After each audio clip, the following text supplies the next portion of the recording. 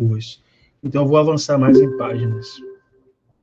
Então, vamos com o conteúdo aí, página 12 do livro. Para quem tem, para quem não tem, fique tranquilo, porque eu vou projetar aqui exatamente o mesmo livro, tá? A Editora Moderna, ela disponibiliza esse livro digital para a gente.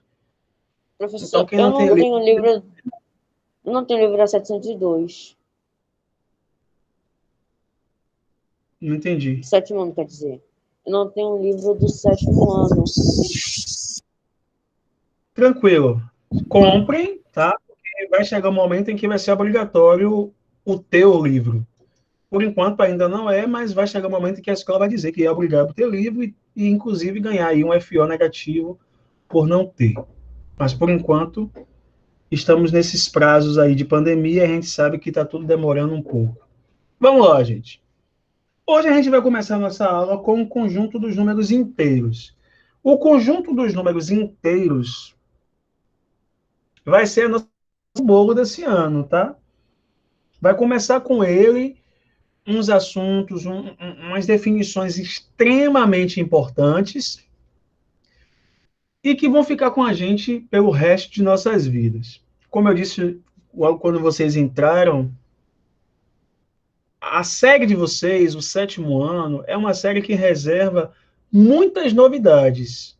Enquanto o sexto ano é uma representação, é uma repetição do quinto ano, ainda com assuntos um pouco mais rebuscados, um pouco mais com nível de dificuldade mais avançado, não deixa de ser uma repetição. Mas a partir do sétimo ano, a gente vai ter contatos com termos, com definições, com situações que a gente não viu em nenhum outro momento, tá? Então, esse sétimo ano ele é muito importante. Inclusive, ele é a base da matemática da educação fundamental. Se eu não tiver um bom sétimo ano, eu não vou ter um bom oitavo, não vou ter um bom nono ano, porque se eu acumular deficiências no sétimo, essas deficiências podem me prejudicar no nono e assim por diante, porque são conceitos fundamentais. Tá? Então, por conta disso que eu peço a vocês, não fiquem com dúvidas. Tá com dúvida? Fale. Tá? Fale. Escreva no chat. Eu não costumo ver muito chat, porque quando a aula está gravada eu não vejo. Você está vendo minha tela aí? A tela que vocês estão vendo é a tela que eu estou vendo. Você está vendo o chat aí? Não. Não. Então, se eu ver no chat, infelizmente, eu não vou ver. Tá? Então, tá com dúvida? Pergunta. Professor, não entendi isso. Ou então escreve no chat e diz assim, ó, alguém fala ao professor que eu não... E aí alguém que tem microfone ajuda esse coleguinha. Na verdade, o ideal é que todos tenham microfone, tá, gente? Nós já estamos aí há um ano de pandemia e não tem mais nenhuma justificativa não ter microfone. Professor. Microfone hoje é tão material didático como lápis e caneta. Professor, Pode falar. pode disponibilizar o link do livro em PDF aqui no chat? Não, esse livro não é em PDF, não. Esse livro é livro digital, é diferente. Só quem tem é professor com acesso a login e senha. Ok. Entendeu? Mas vamos lá. Eu vou printar a tela dos exercícios para deixar lá enquanto vocês não recebem o livro. Então, eu posso fazer isso com os exercícios, mas o livro todo não tem como não. Tá? Então, vamos lá, gente. O conjunto dos números inteiros. Antes de eu falar do conjunto dos números inteiros, a gente tem que falar do conjunto dos números naturais, que foi o conjunto que nós tivemos contato até hoje. Eu vou falar até hoje mesmo, porque é a partir de hoje que a gente tem uma ideia de outros números que não são naturais. Apesar de que no sexto ano vocês já tiveram contato com os que não são naturais, né? Todo mundo viu número decimal e fração no ano passado. Então, esses números decimais e frações já não são números naturais. Mas, ainda em se tratando dos números decimais e das frações, todas elas, incluindo os números naturais, eram números que a gente vai chamar de números ativos. E os números inteiros vai trazer para a gente uma novidade. tá? Mas, enfim, o conjunto dos números naturais, não estou nos inteiros ainda, todo mundo sabe que o que causou, né, o que causou a necessidade de eu ter um número natural foi a necessidade de contagem. O ser humano ele precisava contar, gente. O ser humano precisava representar quantidades. Então, naquela época, era muito na moda você ter pastores de ovelhas. E os pastores de ovelhas, eles, para a contagem lá de quantas ovelhas eles tinham, eles usavam pedrinhas, né? Ou nodas, ou riscos em ossos. Essas eram as ferramentas que o ser humano tinha para contar. Então, um pastor de ovelhas que quisesse liberar as suas ovelhas para comer grama, o que é que eles faziam? Eles um punhado de pedrinhas e deixavam as ovelhas sair uma a uma. Quando as ovelhas saíam uma a uma, o que é que eles faziam? Saía, ele colocava uma pedrinha no saco. Outra ovelha saía, botava mais uma pedrinha no saco. Outra ovelha saía e assim por diante. Cada pedrinha dentro do saco representa uma ovelha que saiu. Ao final do dia, o pastor, né, os pastores iriam fazer o quê? Recolher as suas ovelhas. Então, era o processo inverso. Para cada ovelha que entrava, ele tirava uma pedrinha. Entrava uma outra ovelha, saía uma pedrinha do saco. E assim por diante. Se o pastor percebesse que todas as ovelhas que tinham que entrar já e ele olhasse para o saquinho e visse que não tinha mais pedra nenhuma no saquinho, estava tudo certo. A quantidade de ovelhas que saiu foi exatamente a quantidade de ovelhas que voltou. Nada clara. Agora, se ele percebesse que todas as ovelhas já tinham entrado e que nenhuma mais ia voltar, e olhasse para o saco e visse que tinha ainda duas pedrinhas no saco, qual era a conclusão do pastor? É que duas sumiram. Duas ovelhas se perderam. Sumiram. Duas ovelhas que foram não voltaram. Então o pastor ele tinha que ir atrás dessas ovelhas dele. E poderia acontecer o contrário também. Ele tirou todos os saquinhos, todas as pedrinhas do saquinho, aí achou que nenhuma mais ia voltar, porque todas as pedrinhas já foram retiradas, só que aí vieram umas 3 ovelhas. Aí ele fala, oxe, mas todas as minhas pedrinhas já foram tiradas. Qual é a conclusão disso aí? Que ou chegaram do nada. Apareceram 3 ovelhas. Ou apareceram 3 ovelhas. Apareceram outras ovelhas. Ou ele não contou. Outras ovelhas. Exatamente. Alguma ovelha de um outro pastor perdeu. Então, era essa a forma de contar. Só que essa forma de contar para pequenas quantidades, excelente. Sem problema. Mas e para grandes quantidades, gente? Imagine hoje você, Carnaval de Salvador, Ivete Sangalo lá na Barra Ondina, 2 milhões de pessoas, e você representar essa de pessoas usando pedrinhas. Usando nós em cordas. Imagine que corda. No próximo carnaval. Se acabasse, né? Então você percebe que chega um momento em que o ser humano precisa usar símbolos para representar quantidades. O ser humano não usava símbolos para representar quantidades. O ser humano representava quantidades para representar quantidades. Eram quantidades de pedrinhas que representavam a quantidade de ovos. Eram quantidades de nós em cordas que representavam a quantidade de ovelhas. Era a quantidade de riscos em pedras que representava a quantidade de ovelhas. Não eram símbolos que representavam. E aí eles começam a perceber que existia uma facilitação de comunicação se ele criasse um símbolo para o 1, outro símbolo por 2, outro símbolo por 3, e assim por diante, um símbolo por 1000. E aí, gente, cada povo, em diferentes lugares, começam a criar o seu próprio sistema de numeração. E vocês viram isso ano passado. Então, os maias criaram os deles, os babilônicos criaram os deles, os egípcios criaram os deles, os romanos, e os romanos vai ter um destaque especial porque o Império Romano, ele era um dominava o mundo naquela época. Então, todos os locais que eram conquistados pelo Império Romano eram obrigados a duas coisas: a falar o grego e a escrever usando o sistema de numeração romano. Tanto é que até hoje o sistema de numeração romano ainda é muito forte. Se representa por números romanos, né?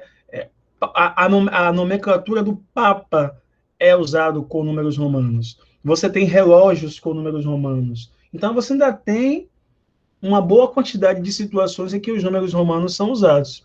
Só que os números romanos eram mais um de tantos outros. Os números que nós usamos atualmente, eles foram descobertos pelos árabes. Os árabes, gente, eles viajavam o mundo todo vendendo coisas, vendendo bugigangas. O povo que gostava de vender bugiganga era árabe, viu? E viajavam nos camelos, porque camelo é um animal muito resistente ao calor, pode ficar dias e dias sem beber água. Os árabes viajavam muito usando esses camelos. Por isso que quando você vai em alguma rua aqui, você fala, eu vou ali no camelô comprar. Você comprou essa onde? Comprou no camelô. Por causa dos árabes. Porque eles viajavam usando camelos. E eles que vendiam essas bugigangas usando camelos. Então, por esse nome camelô até hoje, por conta dos árabes. E aí os árabes, eles tiveram contato com um sistema de numeração, que é o sistema de numeração dos hindus, os hindus que criaram. Rapaz, os árabes viram que era muito mais fácil você trabalhar como que nós trabalhamos hoje, em comparação ao sistema de numeração romano. Os árabes descobriram o mundo da matemática. Né? Rapaz, é muito fácil você fazer conta. E você fazer conta com o algarismo romano, como era difícil. Então, os árabes, eles tinham essa preferência de conhecer justamente porque eles viajavam muito, muito. E aí os árabes começaram a divulgar esse sistema de numeração, que até os algarismos que a gente usa são chamados de algarismos indo-arábicos. Indo, porque foram os hindus que descobriram, e arábicos, porque foram os árabes que divulgaram. Então, durante muito tempo, muita coisa era representada pelos números naturais. Muita coisa. Os números naturais, do tempo, satisfez as necessidades do ser humano, enquanto contagem. Só que aí a gente vai evoluindo e as nossas necessidades vão aumentando, concorda? Quanto mais o tempo passa, mais necessidades a gente tem. Né? O tempo passa, a gente precisa de um celular melhorzinho. O tempo passa, a gente acaba comprando um tênis melhorzinho. Então, assim, isso é normal. Esse dinamismo da vida é normal. Então, com a humanidade, né, acontece isso desde que mundo é mundo. Então, aí surgem novas situações em que os números naturais são incapazes de representar. Eu não consigo representar determinada situação com um número natural. Então, é nesse contexto que vai surgir um novo conjunto, porque vão surgir novos números. E esses novos números vão representar outras necessidades que o conjunto dos números não consegue. Por exemplo, você consegue representar a sua altura com um número natural? Não consegue. A minha altura é 1,82. 1,82 é um número natural? Não, professor. Não. Então, já pensou se eu dependesse só do número natural para representar a minha altura? Ou eu teria 1 metro, ou eu teria 2 metros. Porque qualquer número que tivesse entre 1 e 2, não é natural.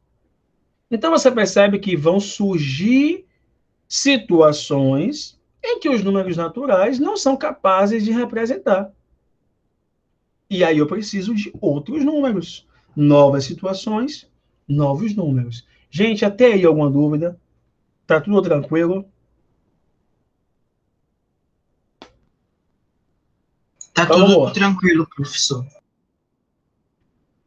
Aí eu queria que vocês vissem isso aqui. Ó. Vamos trocar essas ideias aqui. No Brasil, a unidade de temperatura que usamos é o grau Celsius. Observe a seguir a temperatura registrada em 3 municípios brasileiros em datas diferentes. Qual é a temperatura aí de João Pessoa, gente? 30 graus Celsius. De Monte Verde? Menos 4 Menos graus 4 graus Celsius. Celsius. E de Goiânia? 24 graus graus Celsius. Dessas 3 temperaturas aí, qual é a que chama mais a atenção de vocês? A de João É de Pessoa. Menos 4 graus Celsius. A de A Monte Verde está menos 4 graus Celsius. Né? A novidade está aqui, ó. Querendo ou não, é uma novidade, né? Você ter essa temperatura aqui, menos 4 graus Celsius.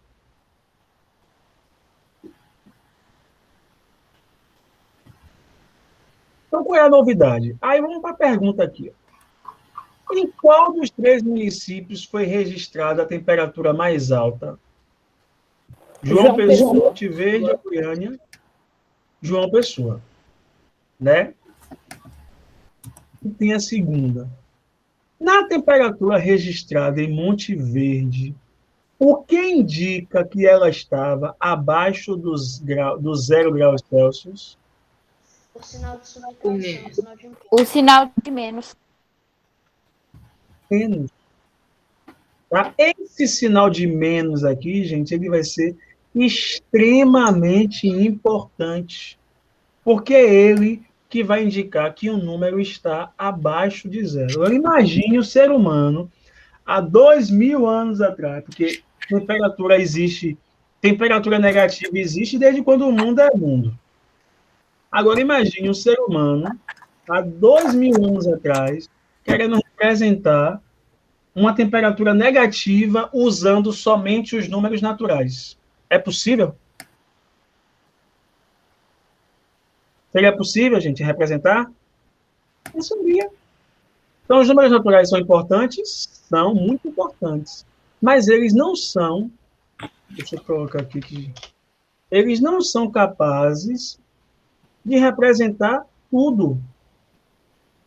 Eles não são capazes de representar tudo. Então, por conta disso, é que surge de você criar novos números. E esses novos números são chamados de números o quê?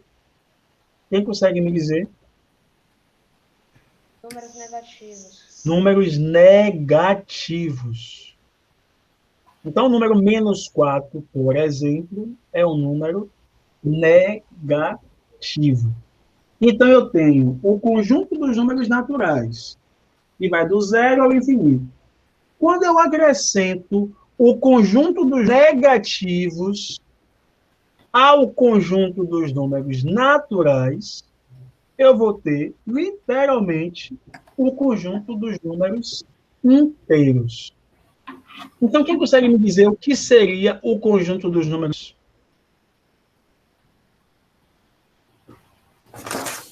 Os números inteiros são os não decimais. Os não decimais, tá. Mas quem consegue me dizer mais detalhadamente o que seria o conjunto dos números inteiros?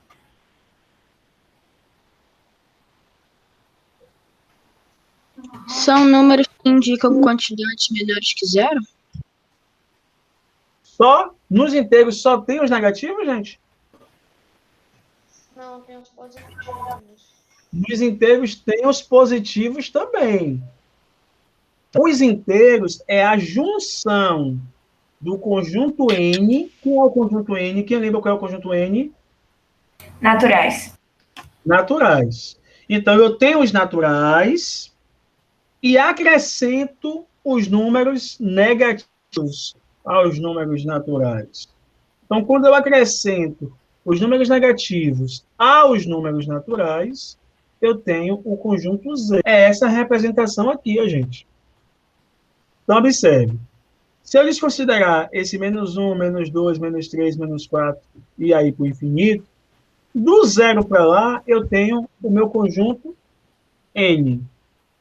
Eu fiz? Eu acrescentei ao meu conjunto N os números negativos. E aí me formou um novo conjunto, que é esse conjunto Z aqui, ó. O conjunto Z. Então, quando eu olho para o conjunto Z, qual é a percepção que eu tenho quando eu comparo ele com o conjunto N, por exemplo? O que é que tem no Z que não tem no N? Os números negativos. Os números negativos. Tem no Z, não tem no N. Quem mais me dá alguma percepção aí do conjunto Z? Por exemplo, nesse exato momento, a professora Daniele deve estar dando aula lá para os meninos da quinta série, do sexto ano, e a professora Daniele está dizendo que o menor número natural que existe é o zero. Ela está falando a verdade?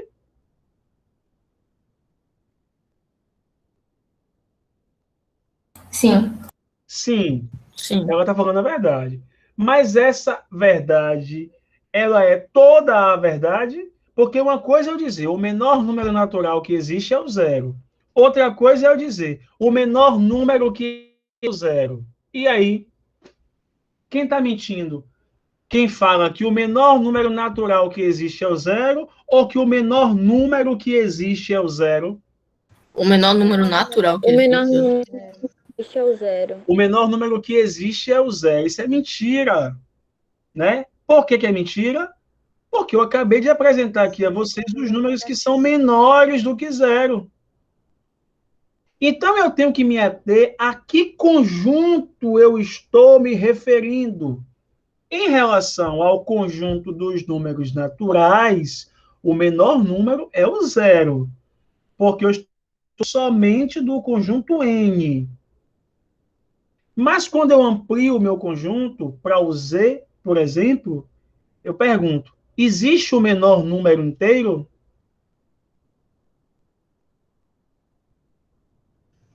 Não, porque é infinito. Não, porque é infinito. E o que é que indica que é infinito? Essa reticência aqui, ó. Reticências. Então, o meu conjunto Z, ele é infinito tanto à esquerda, à direita. Ou seja, ele é ilimitado nos dois sentidos. Então, não existe mais número. Dentro do conjunto Z, não existe mais o menor número e não existe mais o maior. Quer dizer, o maior nunca existiu, mas o menor existia, que era o zero. Agora não existe mais. Quem consegue me dizer qual outra importante percepção aí quando a gente olha para esse conjunto Z?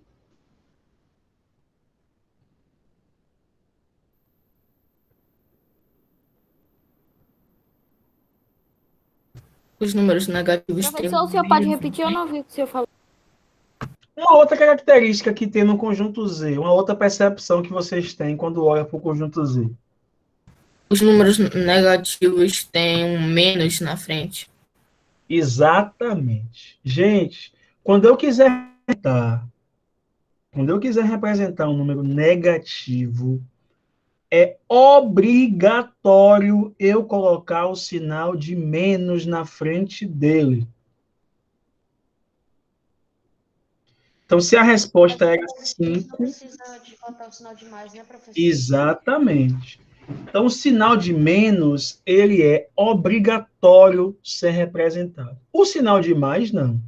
Eu posso representar como mais um ou um, mais dois ou simplesmente como dois. Agora, uma coisa eu tenho que ter certeza. Se eu não colocar o sinal, eu estou afirmando que esse número é o quê? Positivo. Positivo.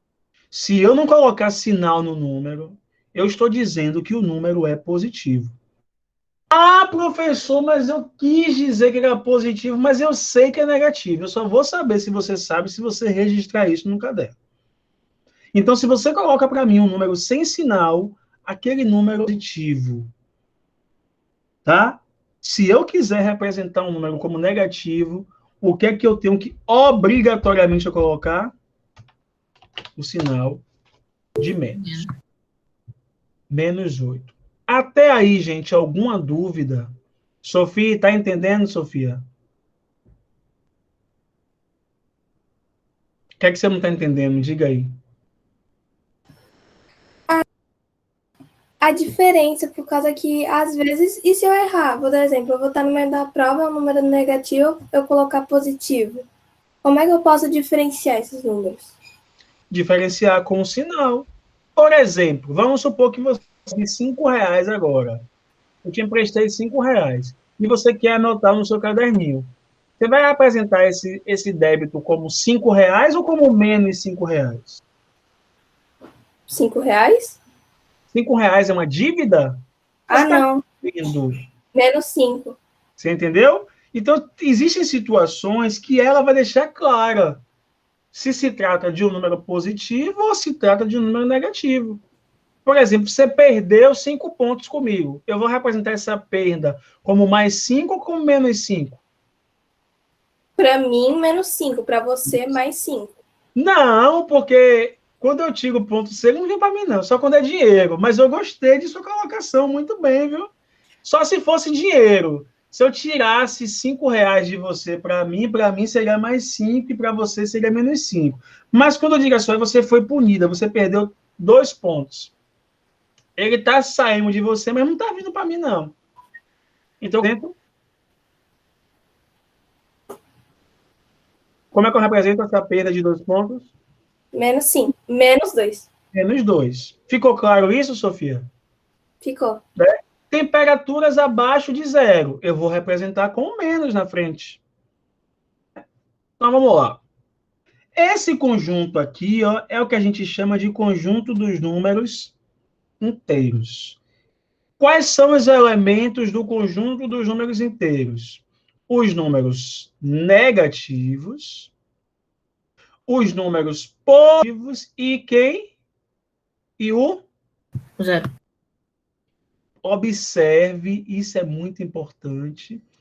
Observe que o zero não é nem positivo e nem Negativo. É nulo, né, professor? Negativo, 0 e 1. é o que a gente chama de nulo em relação a se ele é positivo ou negativo. O zero é um número nulo, tá? Tá ali como referência. Então, se coloca o zero e aí eu digo, antes do zero é um número positivo ou negativo? Antes do zero, Negativo. negativo. Depois do zero, Positivo. ou seja, o zero, ele é o que a gente chama de referência. O zero, ele é a referência da reta numérica. Alguma dúvida até aí, gente? Não, professor. Não, professor. No livro de vocês tem essa pequena historinha aí, ó, que ele vai contar aos números negativos, né? Os números negativos, ele remonta a quase 2.000 anos atrás. Né? Quem teve a primeira noção de número negativo foi o matemático Brahmagupta. Brahmagupta foi primeiro ser humano, primeiro matemático que teve contato, o primeiro registro feito com o número negativo foi com o matemático Brahmagupta. Mas algumas pessoas dizem que os chineses já usavam os números negativos há mais tempo do que Brahmagupta, só que ele não registrou com número, ele registrou com cores. Então, as cores pretas eram números negativos e as cores vermelhas, números positivos. Em que situações a gente usa mais os números negativos, gente? O livro só trouxe 3. Eu vou colocar 4 situações. Então, nas transações bancárias. Transação bancária aparece muito número negativo. Quem já teve oportunidade de consultar o que é um extrato financeiro, um extrato do banco? Quem já conseguiu ver? Eu. Do pai, da mãe. Eu. Né? Alguns bancos, eles insistem em usar o sinal de menos aqui, ó. Só que o sinal de menos, ele não vem antes do número, ele vem depois, tá vendo? Tá vendo o sinal de menos aqui? Tudo que tem esse sinal de menos aqui, gente, é um valor que está saindo da minha conta. E tudo que está sem sinal, lembra que eu falei? Sem sinal é o que mesmo? Positivo. Negativo. Positivo. Sem sinal é mais. Sem sinal é positivo, Yasmin.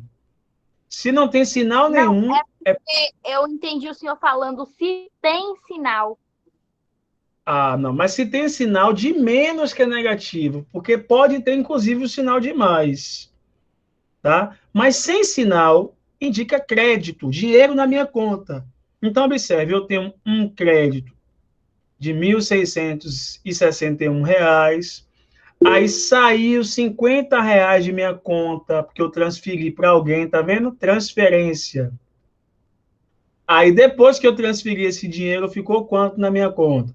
Ficou R$ 1.111.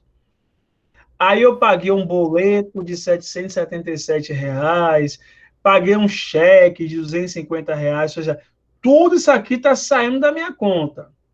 Então, depois que eu paguei esses dois valores aqui, ficou quanto na minha conta? R$ 584.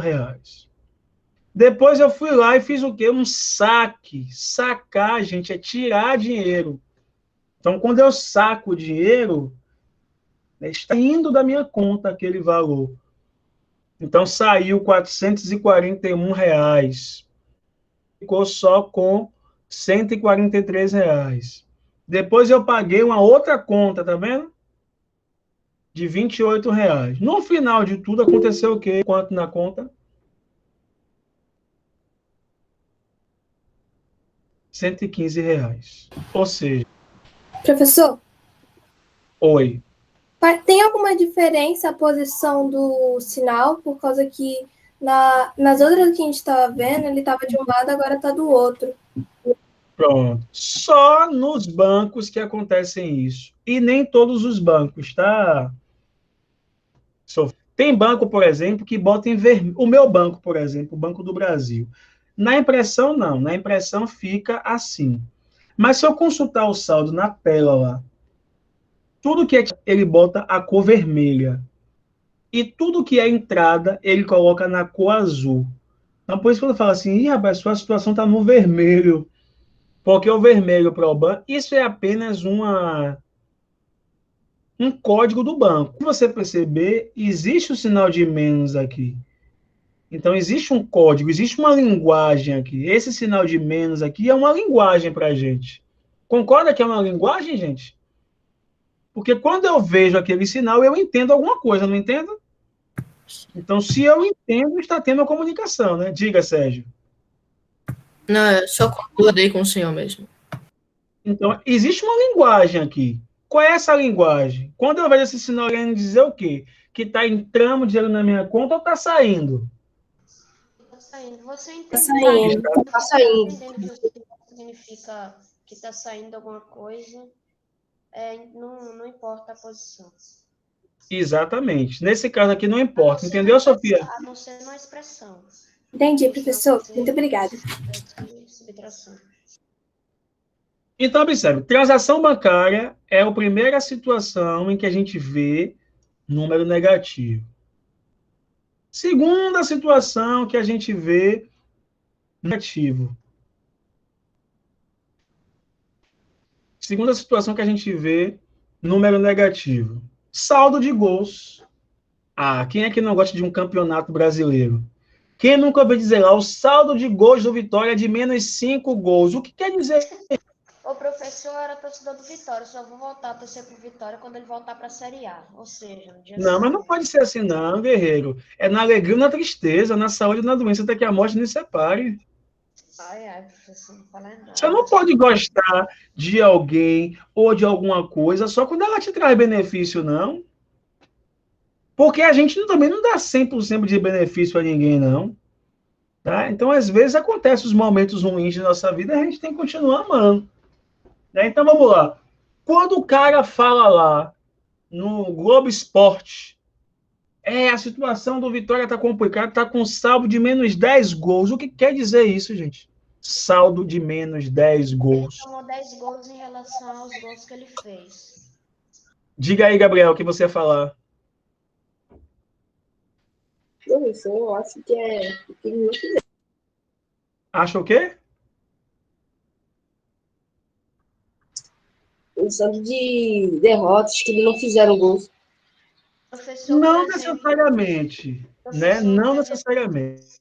se ele fez 14 gols e ele tomou 24, ele vai estar com saldo de 10 negativos. Não necessariamente de uma derrota, porque ele pode ter tomado vários gols e ter empatado, alguma coisa assim.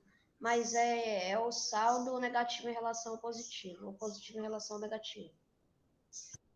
E aí, Débora, o que é que você acha quando eu digo assim, ó, saldo negativo... Ah, Débora tá com o microfone, não tá? Saldo negativo de 10 gols. Júlia, diga aí. Nunca ouvi isso, Júlia. O Vitória tá com saldo negativo de 10 gols e não sei o que lá, não sei o que lá. E aí? O que é que você entende por isso?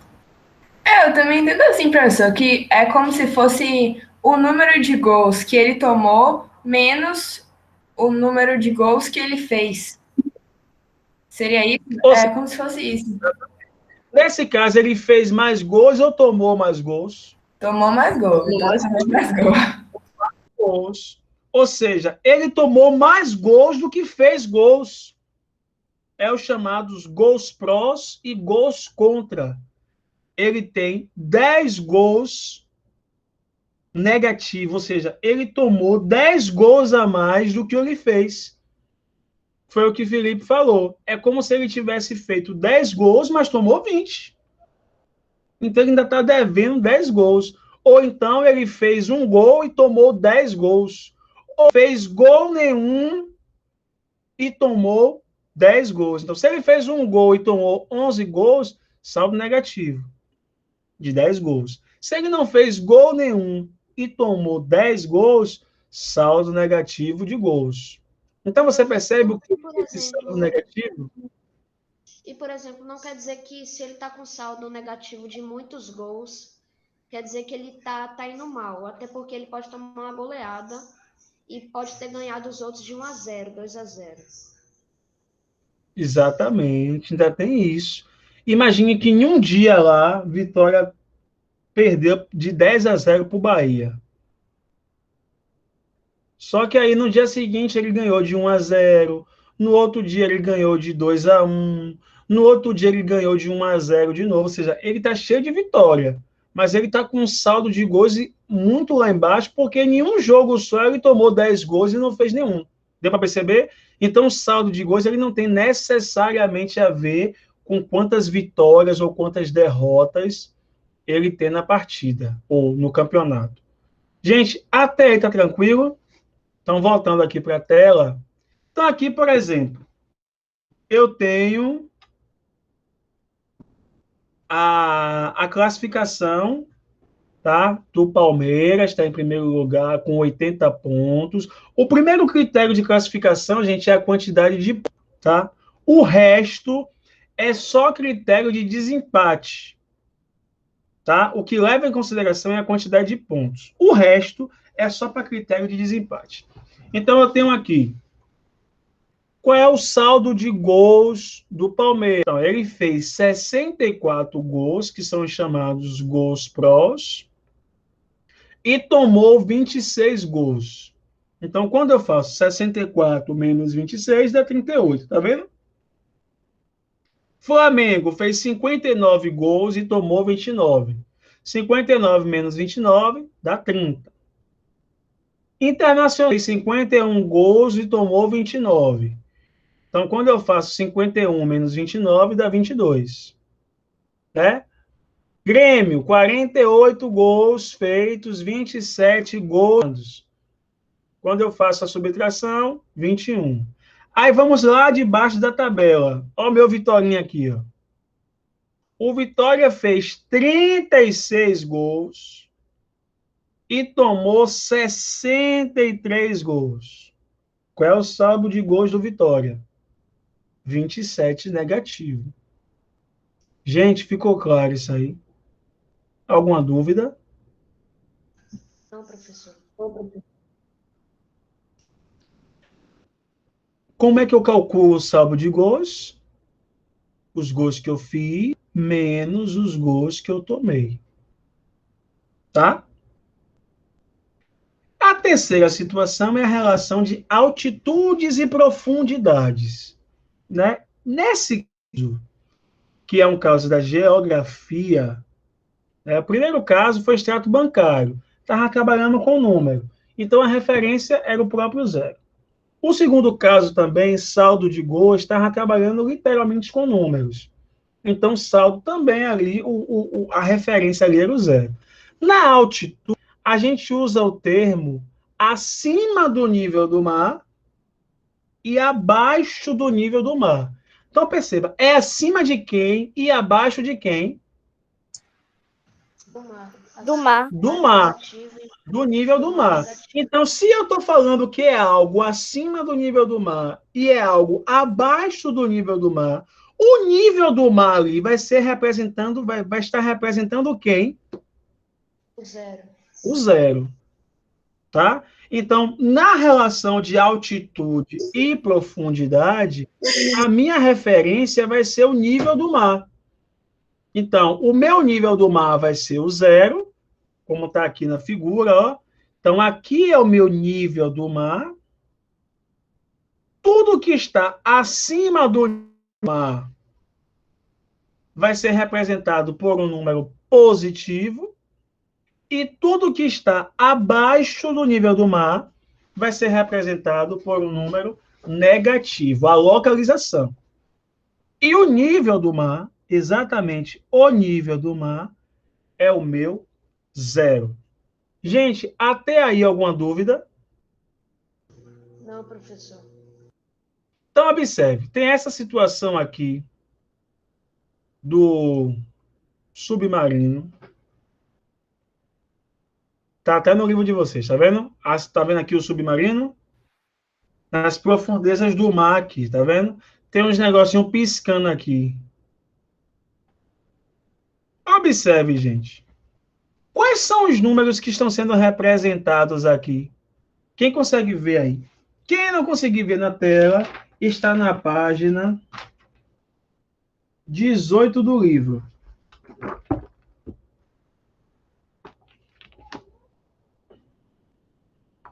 Página 18 e 19 do livro.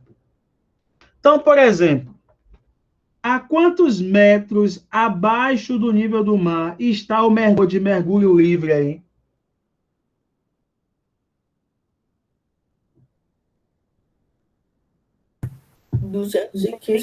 metros. 215 metros. 215 metros o mergulho livre. Tá? A quantos metros abaixo do nível do mar está o submarino Shinkai do Japão? 5.500. 6.500. 6.500, tá vendo? Submarino Shinkai. Shinkai do Japão. 1.500 metros abaixo do nível do mar. A quantos metros abaixo do nível do mar está o polvo Dumbo?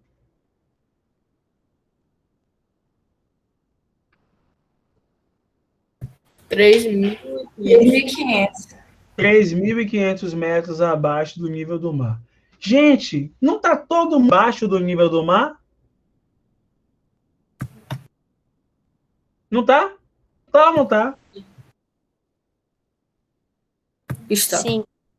Por que eu estou representando todos os números por números negativos se está todo mundo abaixo do nível do mar? Porque acima do nível do mar seria positivo e então abaixo seria então negativo. Sim, mas e por que não está negativo? Aqui, ó, tá 3.500 positivo. Por que não está negativo? Será que está errado o nosso livro? Porque está representando a distância em relação ao nível do mar. Exatamente, Sérgio. Ali eu não estou representando a posição. Então, ó, posição é diferente de distância.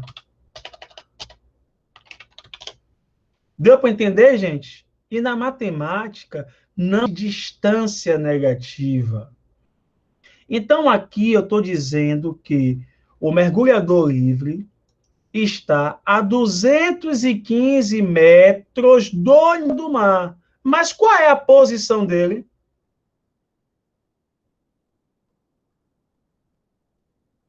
Menos Qual é a posição? 215. Menos 215. Então, posição dele, menos 215. Distância dele para o nível do mar, 215 metros. Então, vamos lá. Qual é a posição da profundidade máxima de perfuração de petróleo? Posição 7.800 metros. de menos 7 7.000, de menos 7.000 a menos 8.000 metros. Tá? Qual é a posição do povo Dumbo? Menos 3.500 metros. Menos 3.500 metros. Então, não confunda, gente, posição com distância. Alguma dúvida até aí, gente? A distância pode ser positiva e negativa, né, professor? Não, a distância só é positiva, Felipe. Não existe distância negativa. Ah, professor, 2 metros para frente, depois andar 2 metros para trás. Você andou 4 metros, você só mudou o centímetro do seu caminho, do seu percurso. Mas a distância, ela nunca é negativa. Ah, professor, eu fui na padaria, andei 2 metros, e aí eu voltei menos 2 metros. Então, nada? Você percebe qual é a lógica? Ah, só porque eu fui e voltei, eu não andei nada, ou eu andei 4 metros? E aí, Júlia? 2 metros para frente, depois eu andei 2 metros para trás. Significa que eu não andei nada ou que eu andei 4 metros? Significa que. Não, professor, no total de você andar, tipo, mexer essas pernas, você andou 8 metros. Só que para frente foi 4 metros. Certo, mas você foi 4 metros para frente e voltou 4 metros, de costa mesmo, de ré. Significa que você não andou nada ou significa que você andou 8 metros? Andou 8 metros. Andou 8 metros, porque não existe essa negativa. Ficou claro isso, gente? Alguma dúvida, gente? Pronto. Gente, essa é a aula de hoje, tá? A outra situação que não está no livro, ela é usada na história. Preste atenção que é muito importante. Os históricos, eles são divididos a partir do nascimento de Cristo, né? Então, tem eventos históricos que aconteceram antes de Cristo e tem eventos históricos que aconteceram depois de Cristo.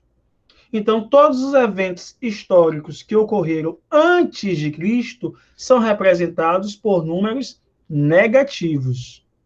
E os eventos históricos ocorridos depois de Cristo são representados por números positivos. Alguma dúvida? Ficou claro?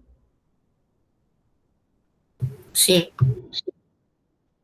Então, ó, para a próxima aula, vocês vão estudar a representação dos números inteiros na reta numérica.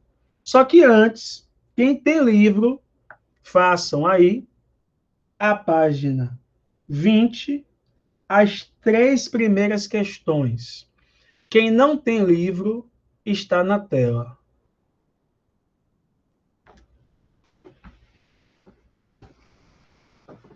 As 3 primeiras questões.